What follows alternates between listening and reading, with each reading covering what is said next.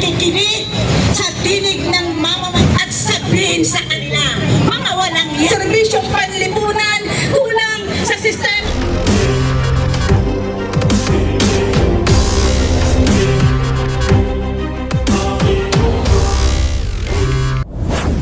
Lumalabang mamamayan. Mga kasama, kahapon tayo ay nasa Senado. Talaga umuulan man o hindi, tayo mga palagang Pilipino naghanda at walang kasawa-sawang sumigaw, kumilos at sabihin sa kanila, mga walang iya kayo, walang paggalang sa karapatan ng mamamayang Pilipino. Nakakalungkot mga kasama kung nanood kayo sa nangyari kagabi doon sa Senado. Maiiyak kayo, nag-ubos ang oras nila sa pagsasalita na magagandang mga salita at pinipraise ko nila ang sarili nila at kala mo kung sino ang malilinis na mga senador. Nakakahiya, bakit hindi sila nakikinig sa tinig ng mamamayan na ang nasa Constitution po natin ang dapat ang mapakinggan, ang mananaig sa ating saligang batas, ang desisyon ng mamamayang Pilipino na nakakarami. Tama ba si Tina Flor? Tama! Yan po, mukhang hindi nila binabasa at alam natin matatalino nga ba sila at ang kanilang mga pag-unawa. Interpretation daw, iba-iba. Mga lawyer na nga sila, pero bakit hindi nila maunawaan ang mananaig na desisyon, ang desisyon ng maraming mamamayang Pilipino? Isinigaw natin kahapon yan. Dapat magkaroon ng proseso, dapat ang mga kurakot. Tama si kasamang Adonis na natatakot po sila dahil pag nilitis at kinonvict si Sara ay sigurado tayo hindi matatapos ang issue ng corruption ginagamit ang ating bayan para sa kanilang kapakanan. Kaya mga kasama, kailangan natin magpalakas, magpalawak ng ating mga kilusan na magpalaban at alam lahat ang mga issue, alam lahat ang ating karapatan. Dahil kanino ba itong bayan na ito? Hindi lang si Senador, hindi lang mga sa Kongreso, hindi lang si Marcos. Tayo ay mas marami sa kanila.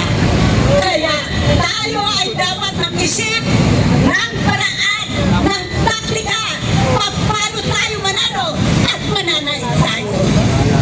Marami po ako naririnig na kwentuhan sa komunidad sa kung saan-saan. Kailangan na natin ang sama-samang pagkilos na gagawin. Nangyari na sa ating nung panahon ni Diktador Marcos na hindi tayo pumayag na habang panahon dinidiktahan na lang tayo. Gusto niya mga Pinoy ay sunod-sunuran tayo. Papayag pa ba ngayon tayo kay Marcos Jr. na sunod-sunuran tayo? Uulit na uulit ang history ng mga kasama.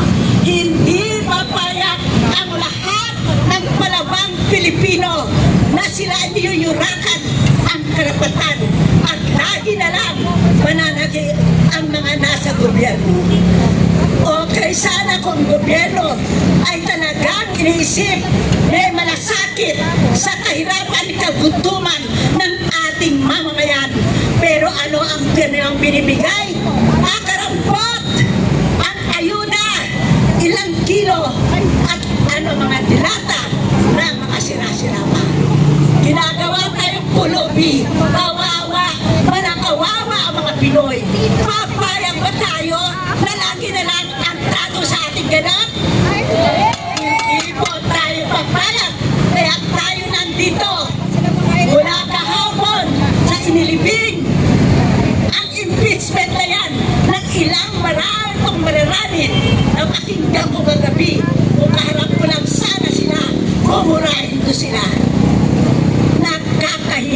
tayo, mga senador.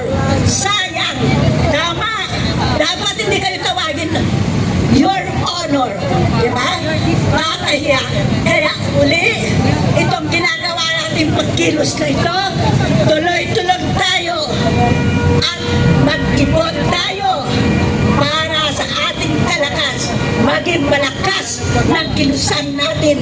At darating din, naniniwala ako, ang tahimik nating mga kababayan, mahihikayat natin sila dahil alam nila ang tama nating posisyon na dapat si Sara ay convict na at ang lahat ng mga kurakot sa ating bayan ay dapat lilitisin at sila ay panagutin sa ganitong sitwasyon natin. Kaya ulit sa lahat ng ating mga kababayan, mabuhay ang bawat isa sa atin. Kaming kababaihan, hindi kami titigil. Bakit? Sa lahat ng problema, dinadanas ng pamilya, mula sa kabuhayan, sa pabahay, sa klimang krisis na ito, ang babae ang lagi nagpapasal sa problemang ito. Pag walang kinaya ng apo, pag walang kinaya ng anak, sino ang nakakaproblema? Si nanay, si lola, at si ate. Kaya kami, kahit ano, oras, kahit anong pagkilos, mataas na pagkilos, sasama kami. Kagaya ng ating mga kababaihan ng mga lumaban ng katipunan. Maraming salamat. Mabuhay tayong lahat. At upang agad na sundan nito, narito rin po si Nanay Tess mula sa Gabriela. Abante! Babae! Kailangan militante! Isang nanay na ismayado sa resulta ng desisyon ng Supreme Court.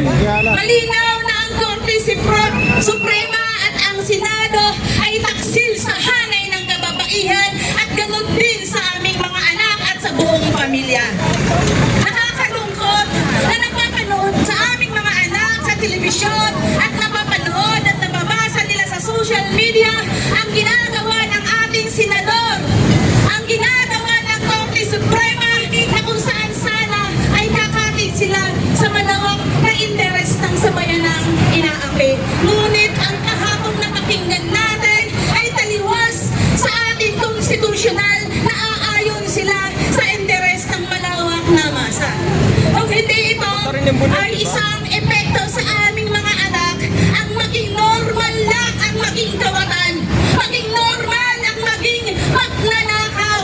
Ito ba ang gusto ng senador? Ito ba ang gusto ng Supreme Court? Na maging normal ang mga kabataan na lumalaking maging isang magnanakaw dahil sila 612.5 milyon ang ninanakaw sa kaban ng bayan pagkos ito ay absuelto sa impeachment. Nakakapangilabot bilang isang nanay sa maging kinabukasan ng aming mga anak at ganon din sa hanay naming mga kababaihan sa lipunan. Ang daming mga gutom na mga pamilya at kabataan, binabaha mga kananay sa komunidad na kulang sa pondo, kulang sa pagkalinga, kulang sa serbisyong panlipunan, kulang sa sistemang libreng edukasyon at kulang sa lahat ng serbisyo na naaayon sa aming mga nanay sa lipunang mahihirap.